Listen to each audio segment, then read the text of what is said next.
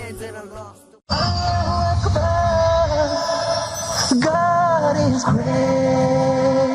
Assalamu alaikum warahmatullahi wabarakatuh. Welcome back. And we're talking about suffering and the effects of suffering on a Muslim, and how should a Muslim look at suffering. Is it a punishment? Is it being purified? The question that comes along the same lines, you were talking about people being punished as a whole, and you gave the hadith of the earth swallowing that army. The Muslims now, even, subhanAllah, usually it's non-Muslims asking this question, people who don't believe in God at all, but now the Muslims are also asking this question. They word it as such: if God is all-loving and all-merciful, why would He punish, or why is there suffering in the world, Which is quite an interesting question. They first affirm a few attributes of God, and then they put you kind of in a dilemma, in a contradiction of, why is there suffering? Because obviously all of us can observe this. We can all observe that, okay, children, for example, die, sometimes babies and so on. You hear the parent, why me, complaining and so on.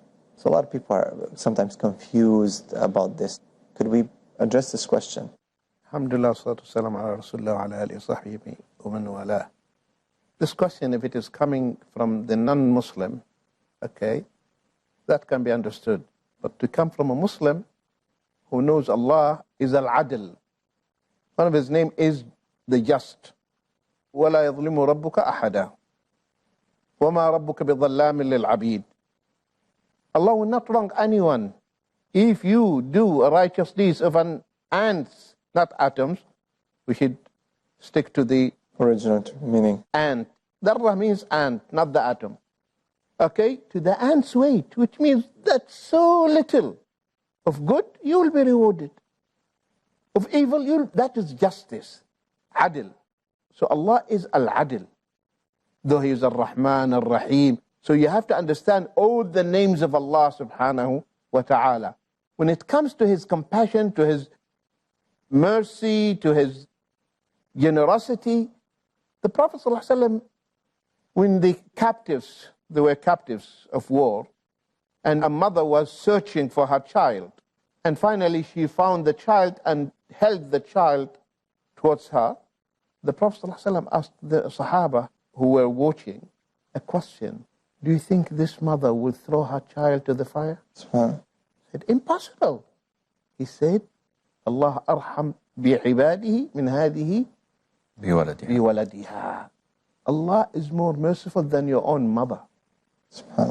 Than your own mother. The tribulations and the tests that you go through in the dunya, because He wants to bring you back. Because He loves you. Because He loves you, so He has to bring you to the right track. You went astray. So He's telling you, come. And He brings the Muslims. And we have seen it. After the calamities, after the tribulations, people turn to Allah. Before they were alcoholic. Nightclubs are full of them.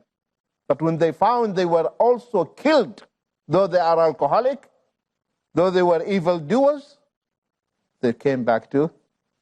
So the wisdom, divine wisdom of Allah, you cannot contain the ocean in the bottle. Our knowledge is so little. There's divine wisdom for everything. So Allah subhanahu wa ta'ala, when He tests His believers, because He loves them.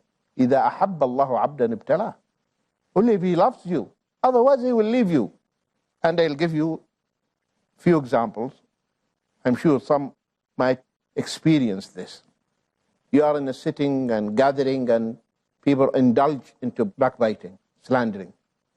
And you wanted to indulge, and you bite your tongue.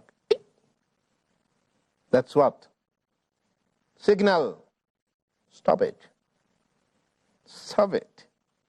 Or he makes you forget something, because he doesn't want you to indulge in that. Sisters are chatting in the kitchen, telling this. One of them is cutting the onions, and they are gossiping. She cut her finger.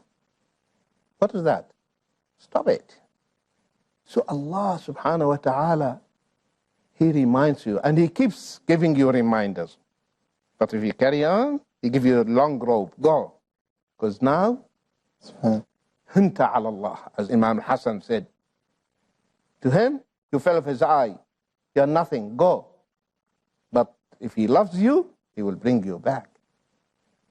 And that's why we need sabr.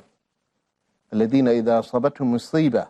What should they say when they are hit by a calamity, tribulation? قَالُوا إِنَّا لِلَّهِ. We are Allah's. We are His creation, His property. إِنَّا لِلَّهِ وَإِنَّا إِلَيْهِ رَاجِعُونَ. And we are returning to Him. And Imam al-Qayyim rahimahullah, he said the sabr are 3 levels. Sabrun ala ta'a. Patience related to the doing righteous deeds. And he said, he put them in this chronological order. As-sabr ala ta'a. Number 2, sabr anil ma'siyah, refraining from committing sins. Number 3, as-sabr ala aqdarillahi al-mu'limah.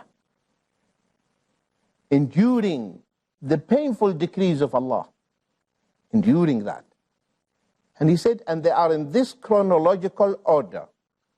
The highest level of sabr is to have the sabr by being persistent in doing righteous deeds. I think we need to make sure that whenever you are hit by a calamity, don't assume naturally that Allah is loving you and wanting to purify you. Yes, but you have to check yourself. As well, yeah. أَوَلَمَّا أَصَابَتْكُم مُّصِيبَةٌ قَدْ أَصَبْتُم مِّثْلَيْهَا قُلْتُمْ أَنَّ هَذَا قُلْ هُوَ مِنْ عِنْدِ أَنفُسِكُمْ. If you're hit by a calamity, you have to check yourself and see, where did I go wrong? Because the Salaf used to say, وَاللَّهِ إِنِّي لَأَرَى مَعْصِيَتِي فِي خُلُقِ زَوْجَتِي وَدَابَّتِي. If I commit a wrongdoing, I would see that effect of that disobedience and how my wife and how would my animal would behave. That's how a believer is so alert to what happens to him. He's supposed to go on the right track, but for some reason you're hit by something. It's just a warning, as the Sheikh was saying. You have to wake up. It's a wake-up call. Go ahead and check on yourself, see what wrong you made, how to improve, and you're supposed to do this. But again, if you check yourself and find that, alhamdulillah, I'm on the right track, say, oh Allah, ajirni fi musibati. Allah, give me a reward for what I've been hit with. And then you keep on going. It just gives you more to do and to accept. And of course, this will elevate you to a higher status before Allah subhanahu wa ta'ala. But what hurts is that many Muslims are not checking. They just only are subduing themselves to this worldly laws and hit and run effects. I'm supposed to fight with my own power, with my own work, and you fall into these traps of being captive of the bad deeds you have done, and still everyone thinks that he has the right attitude, the right position, and that's why there are so many deviations. And I think we can, if the time allows, we might go into these issues and talk about these deviant groups who are fighting and claiming to have the fact themselves.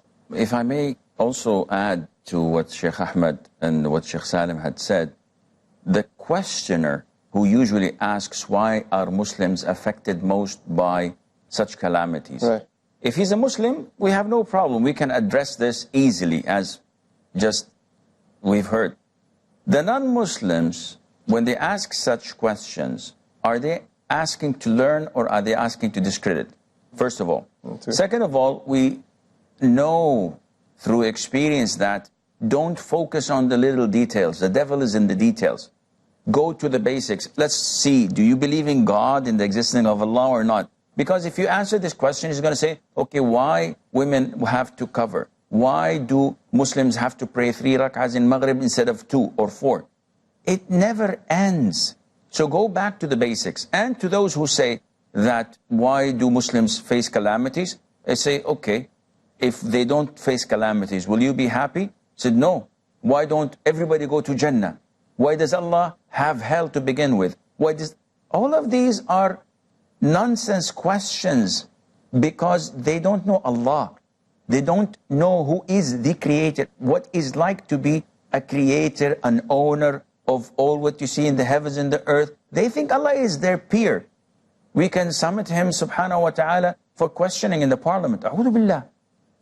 They have not even thought of what Allah Azza wa Jal is really like, in the sense that, akhi, look at one of his smallest creation. Go to an erupted volcano and see the punishment and the rage in there. And this is nothing. Go to a beautiful place that brings you tranquility, and you will find that Allah is far, far greater in His mercy, in His kindness, and His generosity.